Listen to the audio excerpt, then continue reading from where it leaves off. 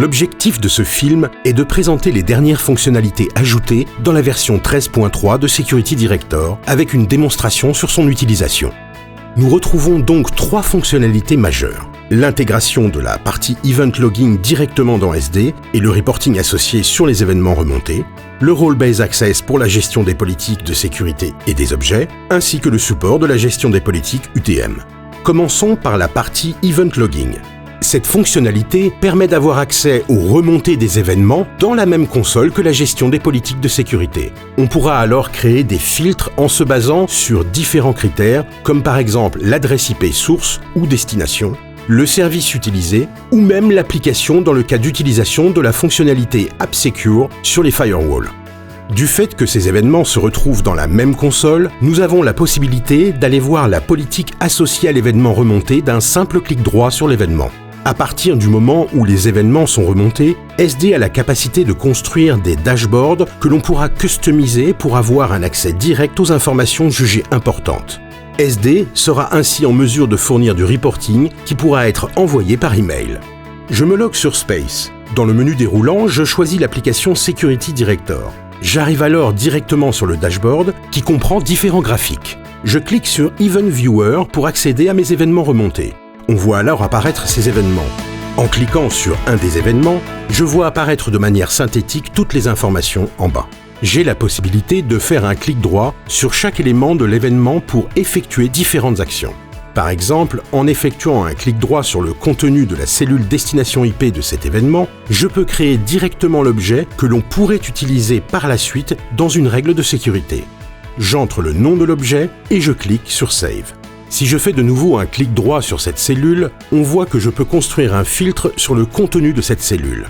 J'ai alors une vue sur tous les événements dont l'adresse IP destination est celle de mon objet créé précédemment, serveur DNS_1. Si par la suite j'ai envie de réutiliser ce filtre, je peux le sauvegarder en cliquant sur Save, comme ceci. Je donne un nom à mon filtre et je clique sur Save. On retrouve alors le filtre précédemment sauvegardé dans le menu déroulant. Revenons sur le dashboard afin de le customiser. L'information Top IPS ne m'intéresse pas. Je peux la supprimer. Je vais alors cliquer sur la croix et répondre Yes. En revanche, j'ai envie d'avoir d'autres informations dans ce dashboard. Je vais alors cliquer sur Add Monitor et choisir ce que je veux voir apparaître. Je peux me servir des filtres créés dans la partie Event Viewer pour construire mon dashboard. Je clique sur Event Based. Je donne un nom à mon monitor. Je choisis le filtre créé précédemment et la valeur sur laquelle je vais grouper mes événements. Ici, je choisis l'adresse IP de destination. Après avoir choisi mon type de représentation, je clique sur Create. Mon nouveau graphique apparaît alors dans le dashboard. Maintenant, regardons de plus près la fonctionnalité Role-Based Access Controller. Grâce à cette fonctionnalité, nous avons la possibilité de créer des domaines et d'assigner des permissions à des administrateurs sur ces domaines. Nous retrouvons donc la possibilité de segmenter de manière logique le management, les responsabilités des administrateurs des équipements, des politiques de sécurité ou des objets. Les termes utilisés dans Space sont Device, Policy et Object. Ils appartiennent tous à des domaines. Cette fonctionnalité se configure dans Space Platform, section Role-Based Access Control. Je clique alors sur Domaine et sur l'icône plus pour créer un nouveau domaine. Je le nomme Europe. J'ai alors la possibilité via le wizard d'affecter directement un utilisateur et un équipement. Je clique sur Finish pour créer mon domaine. Je clique sur User Account pour aller créer un nouvel utilisateur. Je remplis les informations concernant cet utilisateur et je clique sur Next.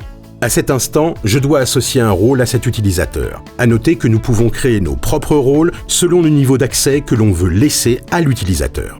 Ici, mon nouvel utilisateur, Olivier, est un architecte sécurité. Je choisis son rôle dans la liste et le sélectionne en passant le rôle prédéfini dans la colonne de droite. 2 points à noter. Lorsque l'on clique sur le rôle, les permissions définies dans ce dernier sont affichées à droite afin de donner la visibilité. Ensuite, nous pouvons cumuler plusieurs rôles pour un utilisateur donné. Je clique ensuite sur Next et je choisis le domaine Europe dont Olivier fait partie. L'attribution des politiques de sécurité ou d'objets se fera quant à elle directement dans SD via un clic droit sur l'objet en question. Maintenant, lorsque je me connecte avec le login d'Olivier, je n'ai accès qu'à l'application Security Director. Je vais dans l'application Security Director et je ne vois que le firewall SRX 550 Ibiza A appartenant au domaine Europe. Jusqu'à présent, la configuration de la partie UTM ne pouvait se faire qu'en allant directement sur le firewall. Cette dernière version de SD apporte la faculté de gérer les politiques UTM via la même console et donc de manière centralisée. On sera alors en mesure de manager les politiques antivirus, anti-spam, content filtering et web filtering. Je me reconnecte à Space avec mon utilisateur SuperUser et j'entre dans l'application Security Director. La mise en place de la partie UTM se fait à deux endroits dans Security Director. Dans la partie UTM Policy, on retrouvera tous les profils de configuration brique par brique des différentes fonctionnalités fournies par l'UTM. Je vais commencer par créer une politique UTM en cliquant sur UTM Policy. Je clique sur l'icône plus. Dans cette nouvelle fenêtre, je vais pouvoir paramétrer la politique en me servant des profils qui auront été créés précédemment. Tout d'abord, j'entre le nom de ma politique. Politique_UTM. J'applique les différents profils sur les différents services, puis je clique sur Create pour terminer. Il est maintenant nécessaire d'appliquer cette politique UTM dans la politique de sécurité du firewall. Pour cela, je clique sur Firewall Policy, je choisis la politique sur laquelle je veux appliquer les services UTM. Ici, j'ai une seule politique. Je clique sur l'icône en forme de cadenas pour éditer la politique. Je trouve la règle sur laquelle je veux appliquer les services. Je clique sur la cellule de la colonne Rule Option et je choisis la politique UTM que je viens de créer dans le menu déroulant. Enfin, je clique sur OK et il ne me restera plus qu'à installer la politique de sécurité sur le firewall. Une nouveauté assez intéressante apportée par la version 13.3 de Space Platform est la possibilité de créer des templates de configuration de façon rapide et surtout facile. Regardons ceci de plus près en se reconnectant dans l'application plateforme. Ce Quick Template se configure dans la partie Device Template, puis Template. Je clique sur l'icône plus, puis je choisis Create Quick Template. Pour le film, je vais créer un template de configuration de la partie SNMP. J'entre le nom de mon template, nommons-le par exemple SNMP_template. Je choisis le type d'équipement sur lequel mon template sera déployé, ainsi que la version. Deux options s'offrent alors à moi. Utiliser les templates prédéfinis ou utiliser l'éditeur de templates basé sur les commandes CLI. Regardons cet éditeur. Nous avons dans cette fenêtre la possibilité d'entrer la ligne de commande directement dans la partie gauche. J'entre par exemple la ligne de commande pour configurer la position géographique de l'équipement. Je peux aussi me servir de l'arborescence sur la droite pour créer les lignes de commande correspondantes. Je descends dans la partie SNMP, puis Community, pour double-cliquer sur Name. La ligne de commande est automatiquement créée, puis je fais la même chose pour Autorisation. On voit apparaître des variables qui pourront être utilisées pour avoir des valeurs différentes lorsque l'on publiera le template sur les différents équipements.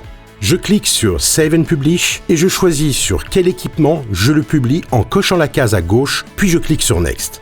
J'arrive sur la partie Résolution des variables. Deux options s'offrent à moi, compléter manuellement à ce stade les valeurs des variables pour chaque équipement choisi ou utiliser un fichier CSV préalablement rempli comportant toutes les valeurs attendues. Je clique sur Next et enfin je choisis de déployer le template en cliquant maintenant sur Finish.